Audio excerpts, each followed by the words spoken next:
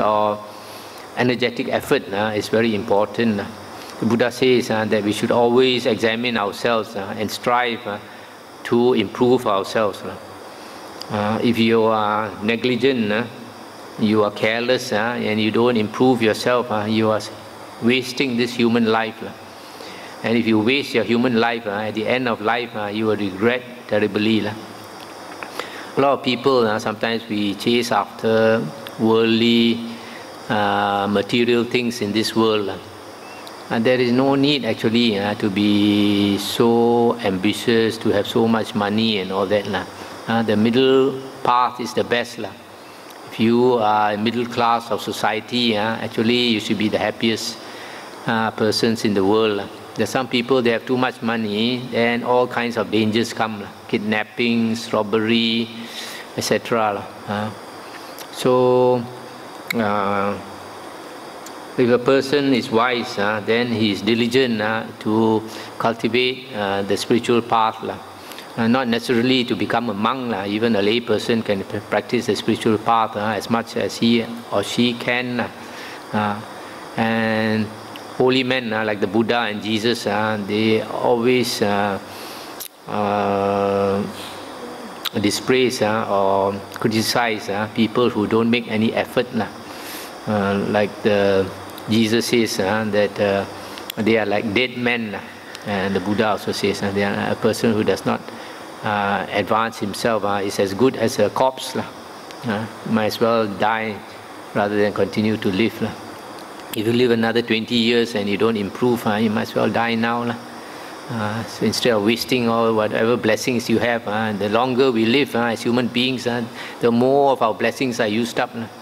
Because human being is one of the two happy destinations of rebirth, whereas the three woeful destinations of rebirth await those who are careless. The Buddha already warned that most people after death will be reborn as ghosts, animals, and in the hell realm. And if they go to those rebirths, it's because they deserve it. They never make any effort. What is hard to do, if it's worthwhile, then the Buddha says we should grit our teeth. Even when our tears come down our eyes or so, we should grit our teeth and bear and do it. Because it is worthwhile. For example, the Buddha says, even if you have very little of food and there's famine all around, most people will be stingy at that time. If their neighbor need food, they want to keep it for themselves. But the Buddha says, if you know the result of giving, then even in those circumstances of famine, if you know that if you did that good deed, it will benefit you for so many lifetimes, and you won't go hungry, then it's difficult to do, also you do. But because you don't see the result of that good deed, then most people are selfish. So in the same way, a lot of us, because of not making an effort, you see many people, their minds are not peaceful, their minds are not happy, they are always troubled. Whereas a person who puts effort, then you will always be happy. Just like a student puts a lot of effort to study, and then he gets all straight A's in his results, all the subjects he gets straight A's, then he is very happy. And he deserves to be happy because he put in the effort. Whereas another student does not make any effort, and then when he fails, and then he has to do the lowest paid work, the hardest, the laborer's job, then when he suffers, it's because he deserves it. In this world, we get exactly what we deserve. What we work for, we get. What we don't work for, we have to suffer for it.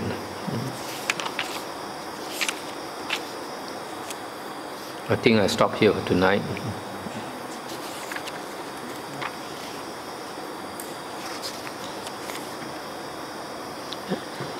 Any questions? I told you, no? It looks on the Sutta as though the Devas are coming to challenge the Buddha rather than asking for advice. They give their view and the Buddha. Yeah. Is See, that normally what happened? yeah. You see,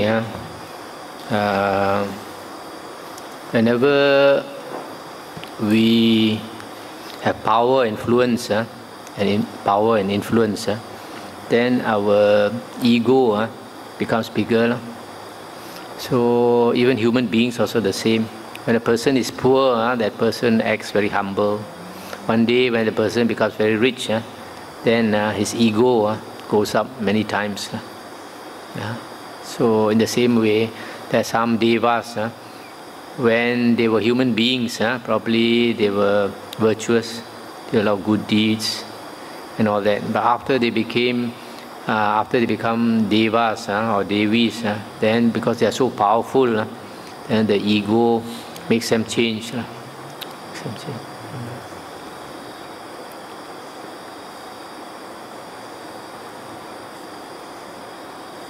Amitolo, no?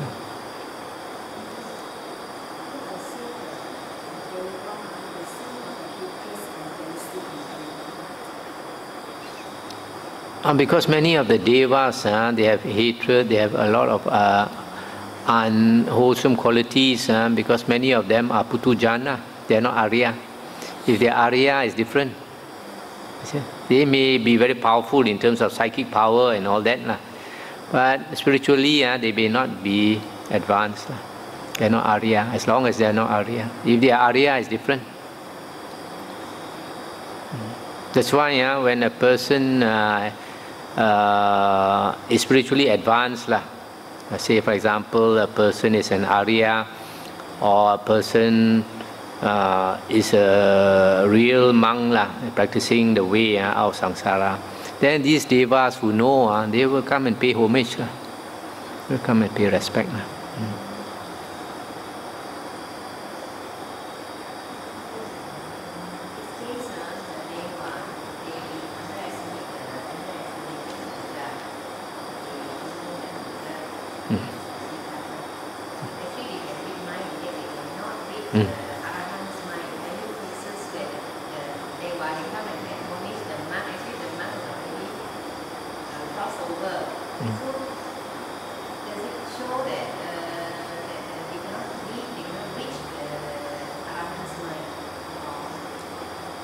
Yeah, I guess they can only read what the monk is thinking, but the actual depth of the mind, I think they cannot read.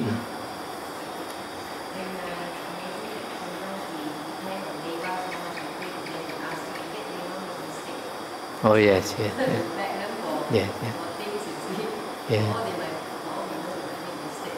yes. In fact, there's one sutta where once some young men, they were from very rich families, so they were going on their horse carriage, and they, because being from very rich family, there will be some they wear white, their horse is white and they wear white and everything is white. Then another one may be brown, got a brown horse and wear brown clothes and everything is hat, everything is brown. Another one may be black and all that. So they came to see the Buddha. So the Buddha told his disciples, the Buddha said, you look carefully. If any of you has not seen the devas of the 33, you look at them, they look exactly like the devas of the 33. So actually, we human beings, there are some of us, we have a lot of merit. Some of us come from the heavenly realm, and we are going back to the heavenly realm. So you don't have to look very far.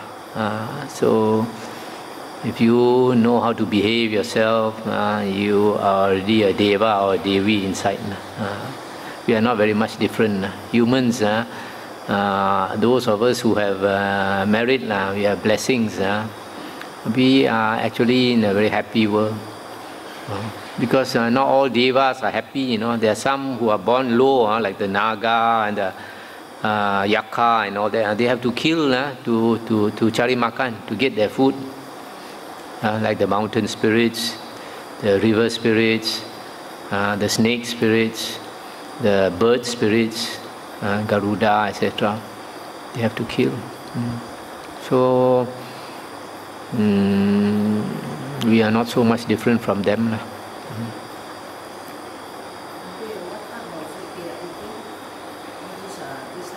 Different level of heaven also different. Those low devas, they will eat flesh.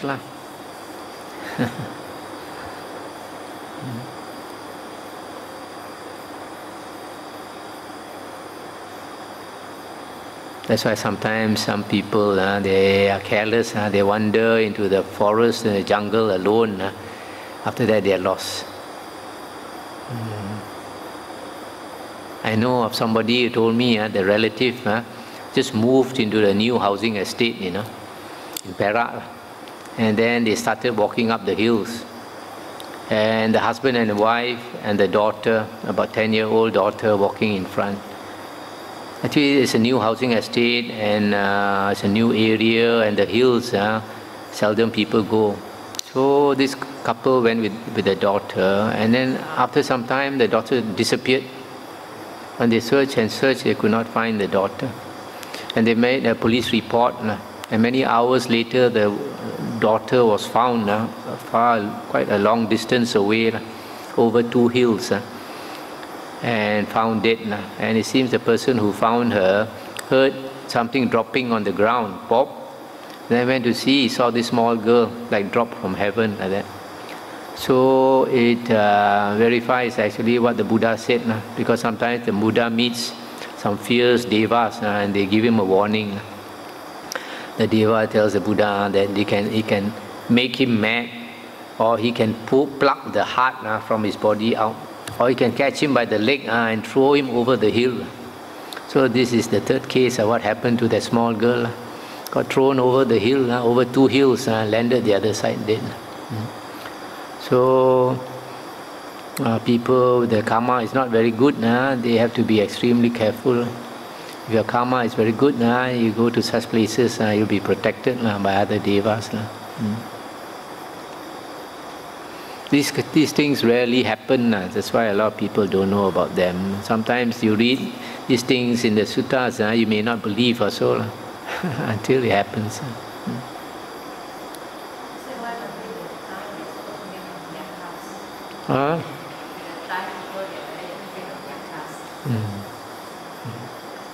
That's why the Buddha advised those young nuns, right, before they fell in the forest, say you might have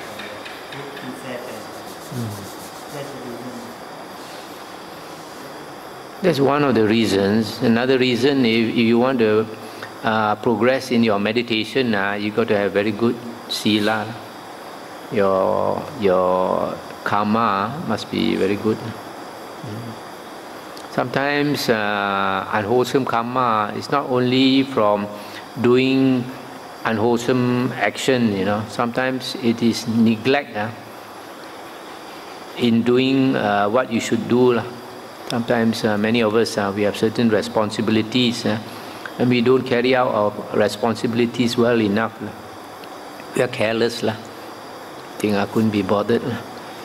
So this kind of thing, small things, prick our conscience. Prick our conscience. So when they prick our conscience, then we are troubled by it. When you are troubled by these things that give you remorse, then your mind is not happy. So when you meditate, you can never calm down.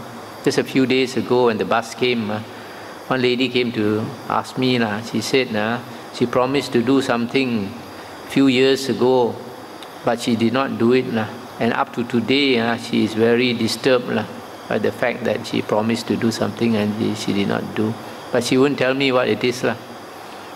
So you see, these kind of things. Sometimes we fail to do what we should do. Then it haunts us even up to our deathbed. When we are dying or so, we are troubled. If you are troubled by it when you die, then it's no good. It will bring you to a bad rebirth because your mind is disturbed. So always be very careful of our karmas. Always examine ourselves. Examine our 3 karmas. whether we are thinking properly or not, whether we are speaking properly or not, whether we are acting properly.